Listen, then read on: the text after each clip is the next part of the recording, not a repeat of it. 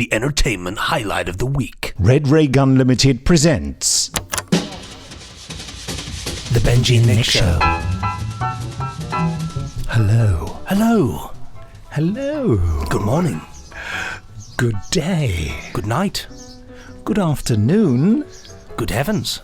Good weather. Good gravy. Good bird song. Good barbecue. Goodbye. Goodmans. Goodness. Haha, Loch Ness.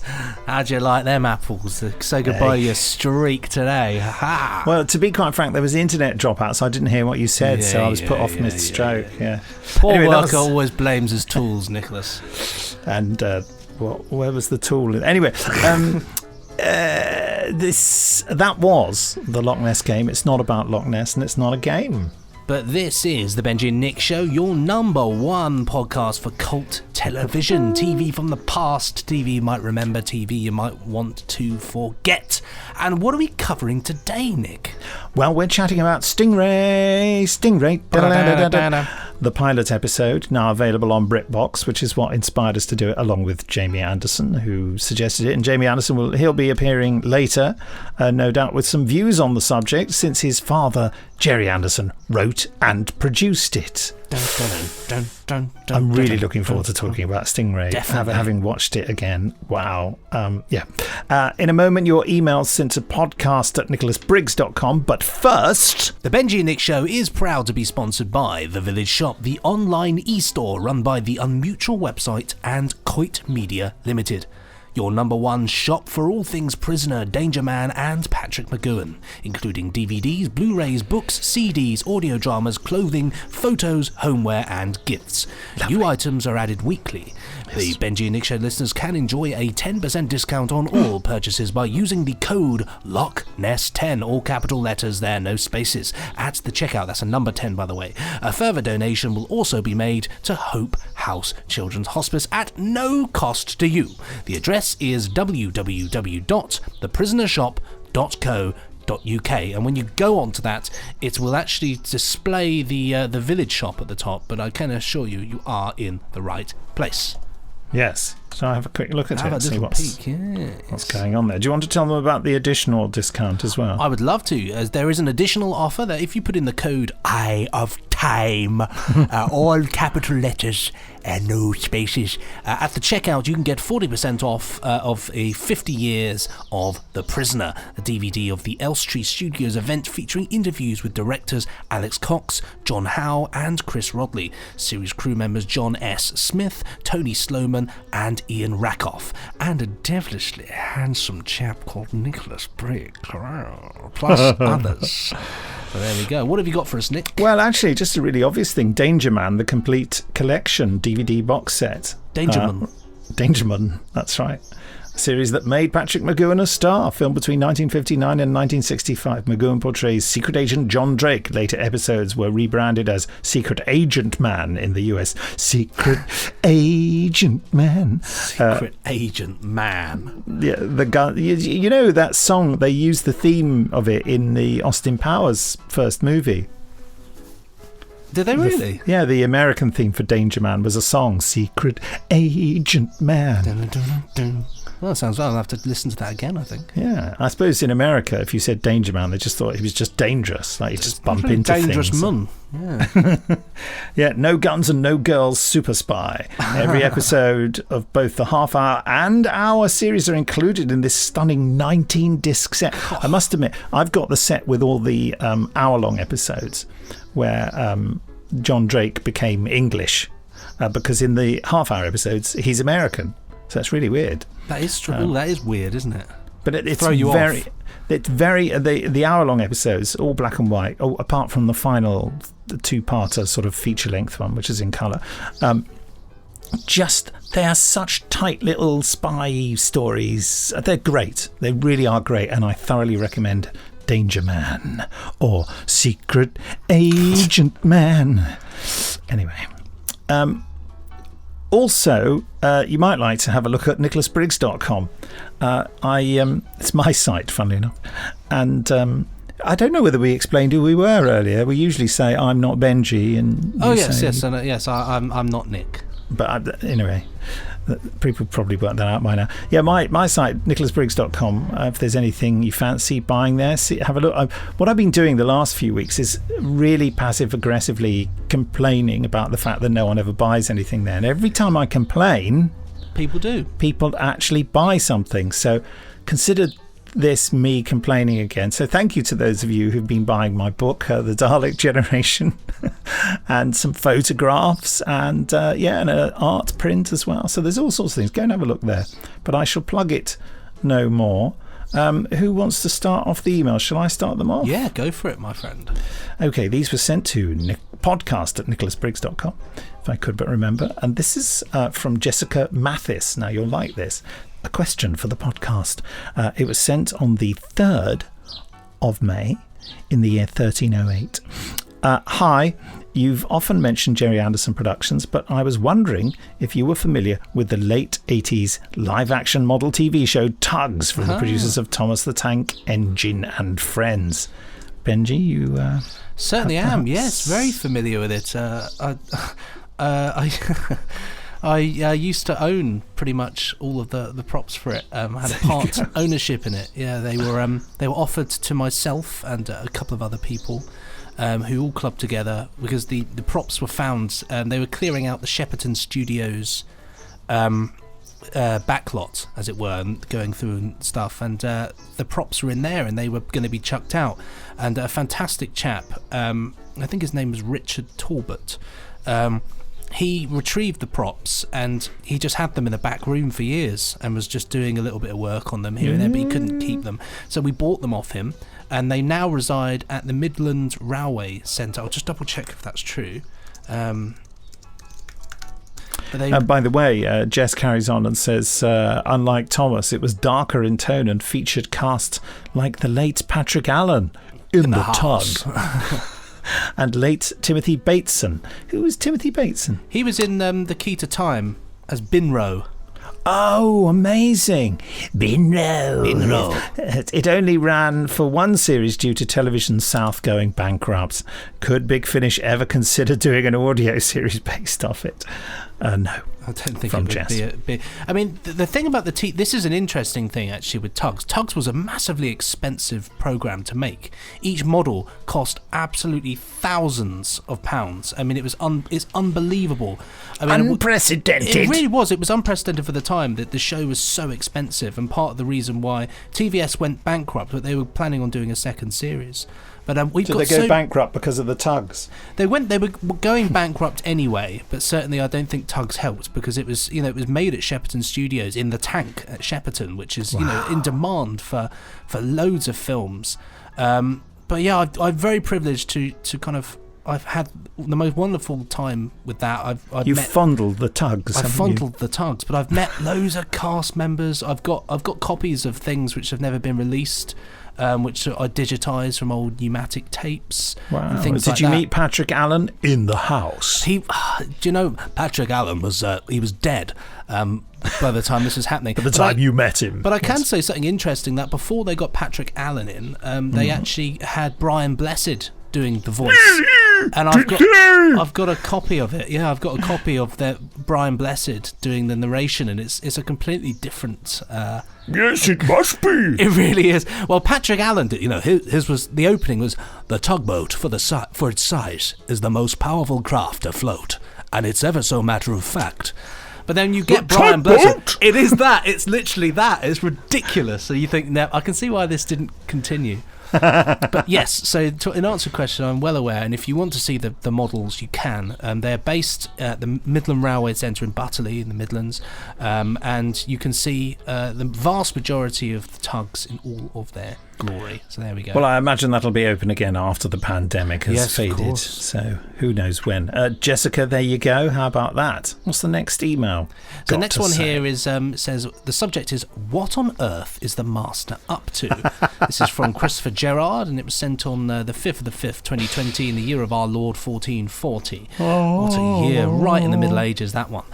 Dear Benji and Nick, loving your commentary for Planet of the Daleks. I'd like to hear your positive comments on stories that I loved as a child that maybe aren't held in the highest regard. I remember adoring Planet Although Yes. I have a feeling that this was partly influenced by the VHS of it coming in a very nice metal tin. I remember that tin well, yes. My question for today is regarding time flight. Oh, God.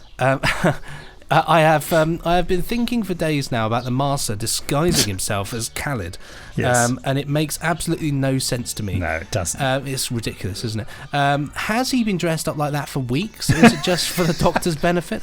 Was he a real person who the Master disguised himself as, or did the Master make him up entirely? What does the Master get out of this very weird role, considering that Khaled seems a bit dodgy on the racism front? Oh, yes. You'd hope that there would be some good reason behind him, but I'm lost. Do you have any ideas? Well, you've put your finger right on it, Chris. It's just a bad piece of writing, a bad piece of thinking. It is just rubbish, in my opinion. But also, if you I don't want to be too damning, but it's rubbish. But if you met him as well, you think, oh, he's a bit of a weirdo. Because he's talking. He's got a very... I can't even remember the voice he was doing. But it was a...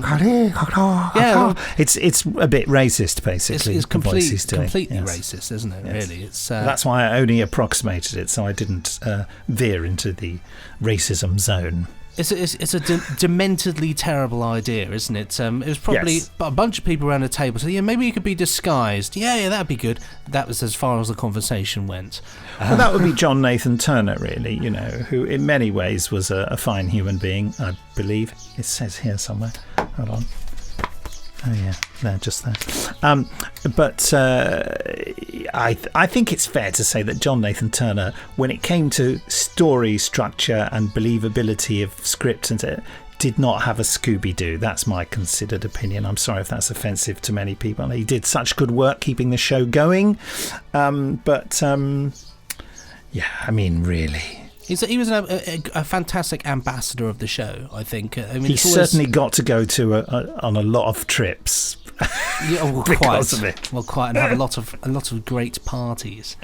A lot of drink and cigarettes. But yeah, it's one of those things. It's a very I just different remember show. John used to carry around about 3 packets of cigarettes with him in his hand, because he used to smoke so much. Well, And so I'll he'd be never lighting forget one cigarette from the last one and all that kind of nonsense. proper chain smoker. Proper chain smoking. Well, I'll never forget when I saw a picture of the key to time prop, and I remember thinking, God, I don't remember it being that colour, sort of orangey colour. And it turns out that it was originally transparent, but it used to sit in JNT's office, and because of all the smoking, it was just dyed this horrible orange colour. Oh my goodness. So yeah, that was. That said, I have to say that I sound like I'm being really horrid about him, and I have just been really horrid about him. And as I say, I don't want to offend anyone. He was always lovely to me. I always got on with him, and he was always very pleasant and very generous and kind, and you know what I mean. So can't be. I think I'm just of that age that I'm a bit down on some of the decisions that were made. I think his best years were arguably his last years on the show. I think it was just going in the right direction with the McCoy stuff. It was really starting to amp up. Well, he had a script editor in Andrew Cartmile who had a vision, who had a particular plan, and I think before that he hadn't really had that. Again, see, I'm being damning about people, but I just don't think there was a good or coherent plan with his previous script editors. But again, that's just my horribly biased opinion. Well, there we go. But it's always good to talk about JNT, though, and it's always a pleasure to see the JNT bus in Brighton, when you can see his name on the side of it driving around, which is quite nice. Is there really? Yeah, there's a bus named after him in Brighton. Which is really nice. So I always get a little thrill when I see the JNT bus. Carrying on with the email here, it says, looking forward to hearing your thoughts about Stingray. Another childhood favourite. I had a model of it that fired little torpedoes, if I remember rightly. Great stuff. Jealous. All the best, Chris Gerard. I wish I'd had that one. I did have a couple of Stingray models, but not one that was that good. The next subject is Dark Side of the Sun, and it's from Mark Perkins again, who we keep reading out his emails because they're too good. Hello, Podstars. Like it. Have you given any pod time to a TV serial entitled Dark Side of the Sun? This is nothing to do with the Terry Pratchett novel. I didn't even know there was a Terry Pratchett novel called Dark Side of the Sun. That's how ignorant I am. But is a strange supernatural gothic thriller shown in the early 80s on the BBC. Now, Benji, do you know about Terry Pratchett's novel or indeed this TV series? I've heard of the Terry Pratchett novel, but I've not heard of this series. I'm just looking it up now, actually. It's been forgotten by most people, I think, as by then viewers were getting tired of those Who Paid the Ferryman type dramas set in the Mediterranean. But it has lived on in our family for one major reason. When it was on, my future wife and I were hooked, but just before the final instalment, she realised she was going to miss the last episode, as she had a parents' evening on the date of the last show. She was a teacher. In the pre-home video recorder age, there was no alternative but to miss it. Fast forwards, exclamation mark in brackets, to her 60th birthday, and what had her loving husband found on eBay? Of course, it was a DVD of the show. And so we sat down to watch, so she could finally see the last episode. We loved it, although didn't understand any of it. The whole show was a strange combination of thriller and Greek island tourist information. I suspect they did a deal with Thomson Holidays. Gorgeous location shots combined with cheap BBC studio interiors. We know it well. Just go and watch Paul Temple or The Lotus Eaters for other examples of this genre. Perfect 80s TV. There was a massive shock at the end of the first episode. No spoilers. What, someone got an electric shock? I don't know. Which I think was unique to TV dramas up then. Back then, up till then, maybe. Toodle pip! Mark, friend of Fenella Perkins. Just to remind you that Mark Perkins was given a competition prize of a voicemail from Fenella Fielding from a radio station. Anyway, and of course, this was sent from Mark's Samsung Galaxy. Other milk chocolate bars are available. Smartphone. Can always rely on Mark for a good email. Will he feature in the next podcast? Who knows? Or will someone else write in to recommend an interesting series that we may not have heard of? That's brilliant. Have you looked it up, Benji? I have looked it up. Yeah, it looks surprisingly difficult to get on DVD. I think eBay is the only option at this point. Good It Lord. looks interesting. Peter Egan as the main character. Wow. Got I've met Michael and worked Sheard in it. Michael Sheard? Patrick Mower. Emily Wow. Richard. Yeah, I don't know her. In writing for The Guardian, TV critic Nancy Banks-Smith said, "I don't understand any of it." What a recommendation. But in The Times, Dennis Hackett says that he enjoyed the scenery and special effects, but was less impressed by the rest. So interesting there. Well, it sounds like it's a bit like the Juliet Bravo situation in terms of availability, because Juliet Bravo is massively expensive. Apart from the first series, it's massively expensive to get hold of because the DVD stock of it was in those fires during the riots back in the whenever it was, the early 2000s or when. I don't know. When were those riots? You know, lots of warehouses got burnt to the ground, and a lot of them contained DVDs. Didn't Aardman Animation all get burnt down as well? Vast majority of it, Grommet was got melted. Destroyed, So all of the rest of Juliet Bravo is really hardly available at all because it wasn't a big seller, I presume, and they weren't going to repress it. And probably this Dark Side of the Sun as well. Just gone. Yeah, that's sad, isn't it? It's gone. It's gone. I mean, it's not going to be long before these things end up on some form of platform. It's so good to see so many things like BritBox and Amazon Prime uploading a lot of older programs. Yes. To download and buy, which is brilliant. Yes. I'm not so keen on Amazon, but I'd like to see it on BritBox. Oh, definitely. Quite. That's good. Which reminds me, Rick Davey has sent in an email about BritBox, and I really must read it out. But maybe next time. I'll do it next time. Sorry, Rick. I keep forgetting because you don't send them to the right address. You fool. You old fool. All right, then. Shall we have a quick non-commercial break while we connect to Jamie Anderson?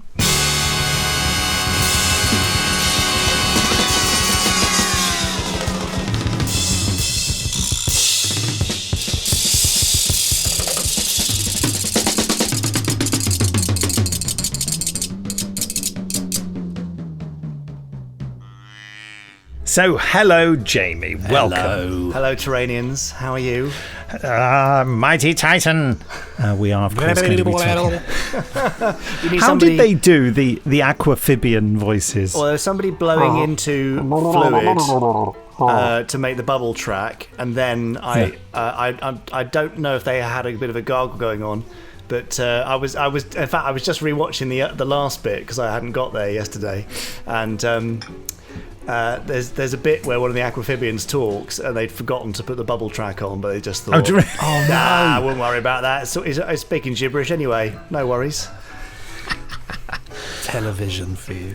Well, I'd first like to say, Benji, I would like to say what an amazing suggestion it was for you for us to watch the pilot episode of Stingray, because I lay my cards right on the table now.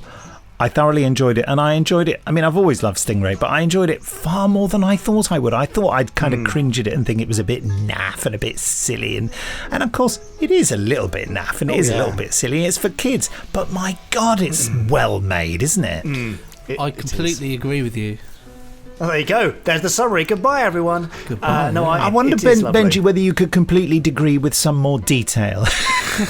Well, I was going to let Jamie was speaking at the same time, so I wanted to get his comments first. Oh, I see. Well, do you know what? I enjoyed it far more than I thought I would. It's probably about 10 plus years since I last saw the Stingray pilot. Yeah. And it was so fun and so nice to watch it with fresh eyes. And there are so many lovely and so many really weird touches throughout, which... Name them. All of them. Yes. Well, what's lovely? Sometimes it's the same thing that's lovely and weird. Like, I think one of the reasons it's still so enjoyable is because it takes itself so seriously, but not in an up its own bum kind of a way. You know, the setup of Stingray and the way they kind of try and lay out how it all works, and the World Security Patrol. I don't know what the World Security Patrol were doing underwater, if it's the jurisdiction of the World Aquanaut Security Patrol, but it doesn't matter, because there was even up front there, that moment where the World Security Patrol's sub is sunk, and you cut to these three people in a boardroom stood awkwardly around one corner of a table, and they go, "This is a job for the wasps." And then we must explain what that is. Call the World Aquanaut Security Patrol. It's just so lovely. And the kind of things like the music cues that are... what's the word? Diegetic? Non-diegetic? Yes. Non-diegetic. Diegetic, yeah. Atlanta, non-diegetic. Now I've forgotten. Plays a cue, which is obviously is a musical cue, but it's like a drum beat soundtrack, which means Stingray's got a launch now.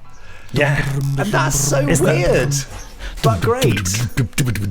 And it doubles up when it's time. Yeah, it's brilliant, isn't it? Yeah. It's fabulous, I think, in the sense. So I came down and I had a terrible night's sleep, and I woke up and I thought, I'll watch this, and so I sat down and I wasn't mentally really in the state of mind to watch anything, but I thought I'll just watch it. We'll better do it. And I just found myself, I was sitting there, thought, this is just so wonderful, it's just so lovely, and there's something about it as well. I think arguably, in terms of its design, out of all the kind of shows that your dad did, this is the most, dare I say it, cartoony in terms of the sort of the way the characters are, and certainly the design of certain things, but it's just gorgeous. There's just something so lovely about it, and it looks so classy, as you know, as we were saying earlier. There's an element of class and real craftsmanship to this. I mean, I was rewatching the exit from the launch tube bit where you've got that bubble blast. Yeah, and it's the first time I've really stopped and rewatched it a couple of times and to see how they did it. Because obviously Stingray isn't in the water, so you know where does that come from? And there's a lovely kind of cut out bit of set piece in the foreground from which hides the bubbles being blown out. But things like it's a lovely little touch, that, isn't it? Oh, it's gorgeous. But all those underwater shots, I think, are so beautiful and so convincing, really, bearing in mind what they were really doing, shooting between the tanks. And there are great bits like when up front that sub is blown up and the fish in the foreground don't react at all. You'd think with an effect shot going off in the background they would, but yeah, maybe they already deafened them by that point, and the fish just another exploding submarine. Yeah. But just having the fish full stop, I mean, that impressed me. Yeah. I've not seen this in a long time, and strangely enough, the vast majority of my memories of Stingray come from having a Stingray annual book, and so it was more. I remember it more as pictures than I do anything else. But seeing it and seeing the fish, so there's just that level of like, this is. They've really gone to town and sat down and kind of thought, how can we pull this off in a way that actually looks good, as opposed, because you could have done it, just shining sort of lights around and maybe having things waving around, but they've really like they did in Doctor Who quite often. Yeah, exactly, just that sort of light reflection. But really, there's just so many little tiny, and it's the small touches, I think, like having the fish tank and blowing bubbles and that makes it just look that little bit better, that little extra, and I think that it really shows on this. That I remember being absolutely flabbergasted when I finally discovered, as a slightly older than a child person, that it wasn't shot underwater. I kind of felt betrayed by the level of trickery. What? These are puppets? I'd suss that. But although of course I didn't think of them as puppets, and that's the funny thing, because the strings are so obvious in this, and you see not only strings pulling things, but sort of strings that aren't being used settling down. But it didn't affect me much, because I realised, because of the age I was when I first saw Stingray, this sounds so sad, I regard these as real people. I see, in my mind's eye, I see Troy Tempest with a flexible face, and you know what I mean. I have a complete idea of them as moving, flexible human beings, and that just takes over when I watch this. It's weird, isn't it? It is. I think that's part of the appeal of all these shows, though, in the sense that the imagination does take over, and now with CGI, computer graphics, it's so easy to kind of anything that's not computer graphics, children will regard as kind of old. But watching this at the time, and this is essentially, I think, the CGI of its day. It's just mind-blowing things that you would never normally see. Yeah, and super creative solutions to effects-based problems. All of the underwater stuff, explosion bits and pieces, all those. And I think Stingray probably, of all the shows, had the most troubled and prolonged development phase in terms of getting the look right. Oh, really? Well, because they were shooting in colour. So of course, the team went over to the States to learn about how to use Eastman colour or whatever it was, and got some tips, came back, told everyone what to do, then they shot some material, I don't know how much, but several minutes of material, got it processed, and then went, this doesn't look right. And then they had to send the material, or maybe even go back to the States to get advice. And they were like, this you can't have all these crazy bright colours. You've got to mute it down. So it was going to be even brighter and even more cartoony. And they had to tone it down for getting it to work on the film properly. So somewhere there will be several minutes of this, footage of ridiculous, like, neon Stingray, essentially. Wow. But then you look at the color palette of the locations, and I think they kind of brought the reds down into kind of browns and oranges, and the blues are muted into pastel colors, and it's kind of setting the tone and the color for all the Century 21 stuff that followed. Yeah, and absolutely. that's almost like a constraint of the film and its ability to produce color, and what they learned on that show. But I was looking at X20's control panels and stuff, and his weird spinning spectrum wheel, and several of the banks of computers where they have, and it would be the equivalent of us having a 3 or 4 meter long worktop with 3 buttons on it. And it's just so lovely. It doesn't matter. It's brilliant. It's so cool. That is one of my favourite moments, the reveal of X20's secret controls. Yeah. The music in that is like music for the end of the world. It's Every brilliant. reveal is like this is the most evil thing you've ever seen, and it's just a control panel. Yeah. And this is a disaster, and it's just a dining table flipping down under and a control panel coming up. And Painted it's The sliding candle's up. staying in place. I love it. it is fantastic. The isn't it? music's gorgeous too. It just, What you were saying, I wanted to talk about the music in a minute. The business about the colour is interesting for me. 2 points I wanted to make. The way it starts in black and I white was and gonna then say goes that, to yeah. colour, like it's like, look, folks. yeah, I think they were just. But really the irony proud. is, we would have been watching it in black and white. I mean, Yeah. it was only, when it was first broadcast in the UK, it was just black. We were seeing it in black and white. There was no colour television. But presumably in the States, they had colour television earlier, didn't they? They did, and they just knew it was something that would be coming. I just don't think they thought it would take as long as it did to become standard in the UK. But what a lovely treat then for the first time you see it in colour, and you're thinking, oh yeah, it's standard Stingray. What? That transition yeah. moment is so cool. It's fun, isn't it? It really is. Also, I just want to remember there's on the wall in Central Control at Marineville. They've got these giant signs for things around Marineville, which all make sense. Elevator to launch bay and that kind of thing. And there's a giant sign in the background that says 24-hour clock. As in, The future is we've now. got what? A clock that displays 24 hours? I mean, that really is in the future. Wow. Yeah, All change. that was a very new thing to talk about. Yeah. The thing is, as well, and I suppose in a way, it's kind of with all the Century 21 things, there is that sort of element of the future, and it not seeming so distant and so contraire. You look at it, you think, yeah, I could see it. If you're in the 60s, you could say, oh, I could see things going this way. I could see, there being these. Because the wonderful thing about the design, and I always think of it like, in this, when you had the rockets going up and, there's the speakers, you do look at it and kind of think, yep, that we could see that in a couple of years. Of course, now we don't have it now, but at the time, there's something quite classy about that design, I think. Yeah. Well, we do The have elements 24-hour of it. clocks, so at least that came true. The future, really, yeah, it is now.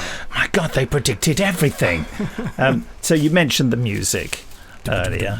I just wanted to go back and mention about the fish. We were talking about the fish and how wonderful it was. But of course, they are far too big, aren't they? A lot of the time. Some of those tiny little tiddlers are like the size of half a submarine. Yeah. Well, it's the depth, isn't it? You get unusually large fish down there. Well, thank God you explained all that. The music. I said to you, didn't I, Jamie, that I thought that the music was the star of the show. I mean, there's so many good things in it, but the music really paints the picture beautifully. Yeah, and there's lots of iconic Barry stuff there, which he develops and then reuses over and over. I think Stingray music makes its way into UFO in Space 1999 eventually because it's so effective. Yeah, but, all that dun dun dun. Yeah, all those Bit of dramatic heart. stabs. Yeah, but I mean, it's Benji, I'm sure you will absolutely appreciate the kind of the arrangement and the orchestration of the stuff that he does to get the kind of ethereal, water worldy, aquatic vibe going on without any kind of electronic sound effects. It's just purely down to his writing and the use of the instruments. And clever uses of layering instruments as well, and using things like reverbs and kind of delays and a lot of spring delay and in the spring reverbs and ways of mixing these sounds together to create. What are? Could you explain those for? Sorry, so back in the. They only use them in the spring. Yeah, there's only in the spring. So to get the echo effects, as it were, of say a large, vast space like a huge room, often and they still use it now. They use springs, and these springs were basically. I don't 100% know how it works, but basically the spring inside the cabinet, as it were, the sound will go through it, and it will work out a kind of strange. Twang from it. I've got, in fact, if I can move this microphone, I don't know how well it will pick this up. Let me just turn it up. I've got an amplifier here. Live if I demonstration. hit it, you might hear the spring inside it twang. No. No. The answer to that one. But, Just sounds like you're hitting a piece of wood. I am just hitting a piece of wood, but basically it's This was the highlight of the podcast. the spring creates it. So what I was basically saying is that he was using technology to create this kind of otherworldly, unearthly sound through his work. But he's great. The thing about Barry Gray, anyway, which I think I've mentioned on either on here before, but certainly on your podcast, Jamie, is I think the secret to the success of kind of what he did was he created larger than life sounds for a show made for puppets, and that's what sells it, and I think that really helps to sell the whole picture.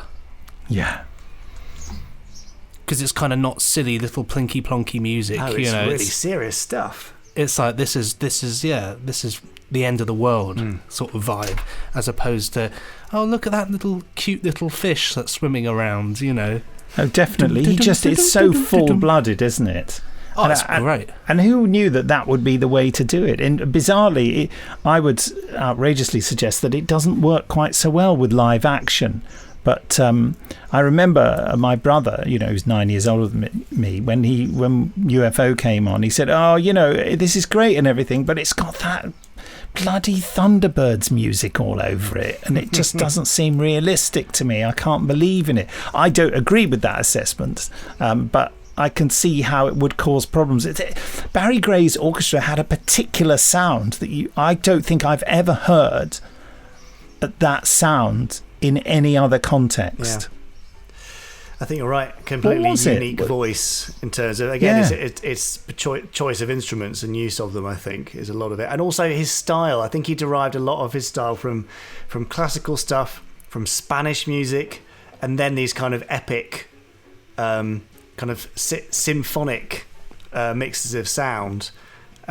He was a really smart academic composer, but also had a sense for kind of really conveying story and location and emotion. I said to you, Nick, the music is like a character in its own right, and without it, you'd feel like something major had been lost from the series. I think as well, one of his main influences, I think as well, is he's actually got a really good grasp of popular music at the time. And I know obviously when you think of the 60s, you think of like the Beatles and things like that, but in terms of like the big band kind of funky swing stuff, it's huge at the time. You'd hear that all over the radio, and he does manage to channel a kind of a bombastic quality to his music. There's always a level of a bit of swing to it. Yes, which helps it, because it's it gives an identity to what he's doing, as opposed to just being, because like some of the, you put on these old films and some of the music, I mean, one of the best examples I think of generic film music is actually, some people will shoot me down, but Dr. No. Apart from the James Bond theme in that, the score to that film is just so dull. It's not impressive at all, is it? No, it's quite a shock, actually. Yeah, it's just film music. It's just generic film music, and then suddenly you go to From Russia with Love, and it's like, oh, this has got an identity. This is they got the idea of what to do then. Yeah, absolutely. And that is the difference, isn't it? Is that Barry's stuff has got identity. That's exactly what I thought when I was probably a teenager, when they finally showed Dr. No on television for the first time. They made a huge fuss because it was the first time a Bond film had been on television.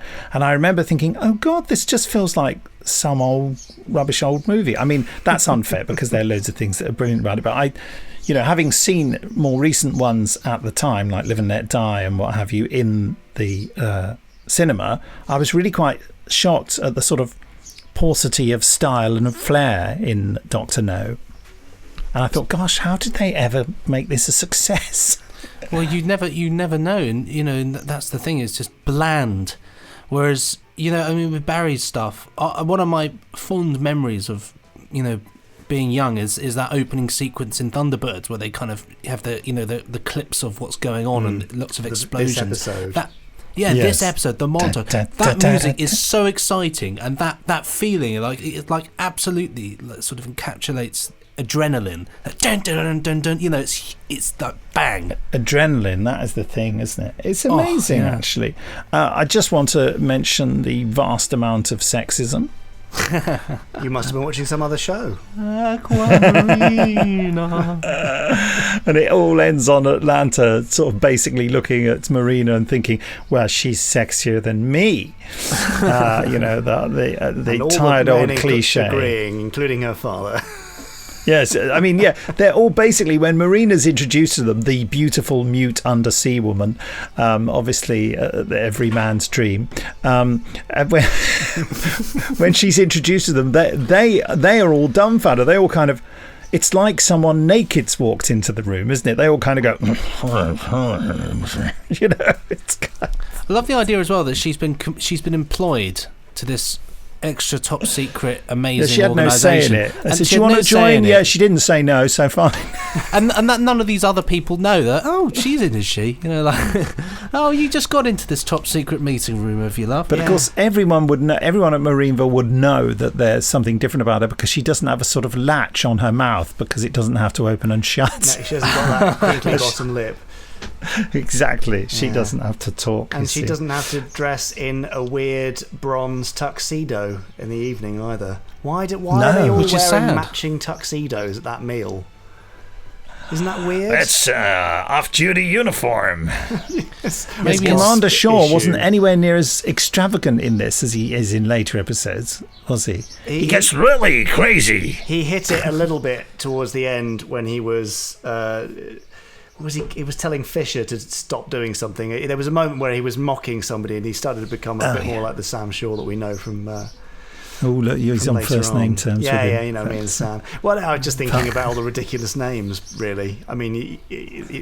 Commander Shaw. You don't watch it and think, oh, God, these terrible, punny surnames. But yeah, Commander Shaw, Lieutenant Fisher, Troy Tempest. I mean... Marina, what? It's just, but they don't take away from it. Yes, it's all. It just reminds me. I just saw the first episode of Catweasel again, and one of the characters' surnames is Woodyard because he works in a yard with wood. Nice. You know. Yeah, and Catweasel's real name is Time Travelling Man from the Past. You know, it doesn't get more bland than that. That's his hyphenated surname. Yeah, you know. Now, Jamie, I have to ask you: are there any relics from this show that still exist? How much in terms of props? Very little that I'm aware of. I've not seen, I don't think, a single puppet character. There's an aquamphibian body, I think, up at the Media Museum in I want to say Bradford or Nottingham. Yeah. Just the body though, and it's got a Fireball XL5 alien head attached from memory. And there's there's borderline racism, isn't there, with the aquamphibians and the way they speak? It's kind of like a very imperial idea of what funny foreigners sound like. They all go, oh, chugga lugga lugga. I thought I could hear Robert Easton doing one, and it sounded like David Graham. Yeah, but it sounded like he was speaking French to me. You know, obviously, cod French. Forgive the sea. Was David Graham doing one? I think he might have been. It's certainly the other one that wasn't Robert Easton sounded like David Graham. I mean. You'd ask David Graham, wouldn't you? I mean, if you could. Let's phone him now. The man, isn't he? Drop an email. He's underwater. Yeah. You're hired. Oh, gosh. Yeah, it's all part of the strange magic that makes that show work, despite all of its oddities. So we're loving it. I'm giving it 5 out of 5. Yes, a 5. Yeah, no question about a 5 out of 5 for that one. Just great fun. Agreed. Done. And make sure you, I'll give it a plug for you, Jamie. Make sure you check out BritBox. There's loads of Jerry Anderson goodies on there. Yeah. You make it sound like I'm getting a commission, Benji. If only we were, but it's nice that it's there. Hopefully they'll fill it out eventually and make it the whole kind of one-stop shop for everything Anderson. Fingers crossed. Be good, wouldn't it? Yeah. Oh, it would be lovely. Are there any more behind-the-scenes things you can tell us about Stingray? Stingray? I mean, was there ever going to be a second series? Oh, I don't think so. I think this was very much in Lou's phase of kind of, we did all those series of Supercar. It got harder and harder to sell. So by Fireball XL5, it's like, right, get it done, move on to the next one. How many series of Supercar did they do? 3, I think. 3 Today, by 13. Supercar. Yes. Very strange Supercar. Also, I've noticed on BritBox, the cover image for Fireball XL5 does not feature Steve Zodiac. Is it just Professor Thingamy? But Matt Matic is the central character. The Space McGrath. My dad's favourite was always Fireball XL5. Great almost. closing theme. Great, just a great show. Great show. I wish I was a spaceman. Brilliant. It is a beauty. Don't know. I mean, Aquamarina is pretty decent though. That is isn't it? amazing. Aquamarina. Aquamarina actually brings tears to my eyes. Beautiful. It's beautiful. Not because she kicked me or anything, but because of the song, I mean. Oh well, I'll tell you what. If you can hang on for a second, maybe. Jamie will now do a live rendition of Aquamarina. It's not Barry Gray singing it, is it? No, you've heard that rude version, have you? No. What?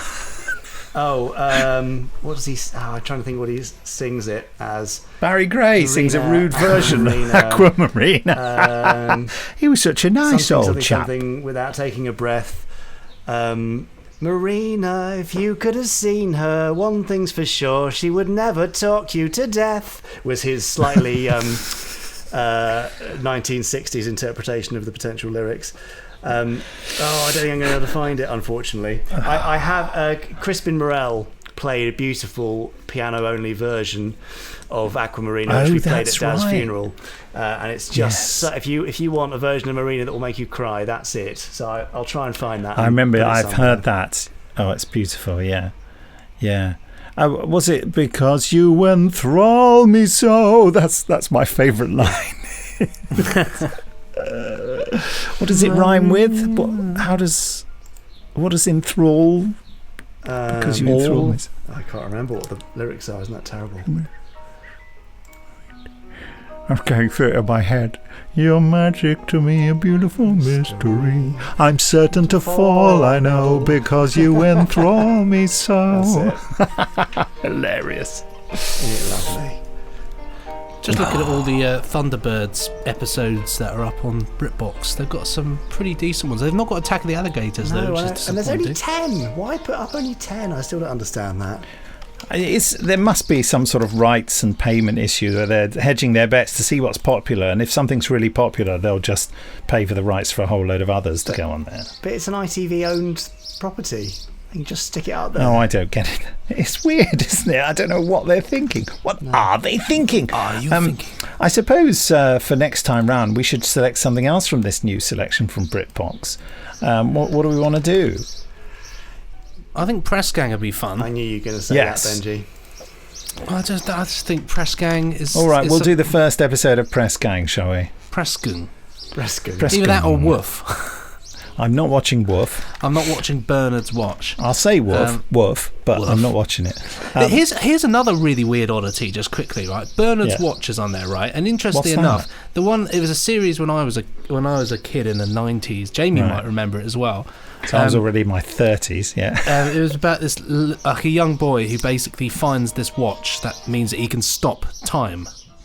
Oh yeah, he can stop time in its tracks. But That's weirdly on enough, there. the only episode they've uploaded is one which doesn't feature Bernard. It's series 3 they've uploaded with a girl instead of Bernard. So the series is called Bernard's Watch. This episode doesn't even feature Bernard. What, does it feature his watch? It just features a girl called Karen who finds the watch in episode 5. So that's it. We're going to do Press Gang episode 1 next time. Jamie, thank you for joining us and giving us your Anderson insight. Thanks for having me and my insight. Should we get close to the microphone? I just want to remind everyone to email us at podcast@nicholasbriggs.com. But for now, for me, goodbye.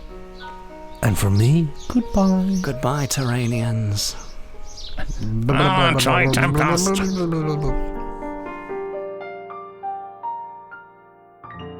Pressing stop now. Ka-chunk.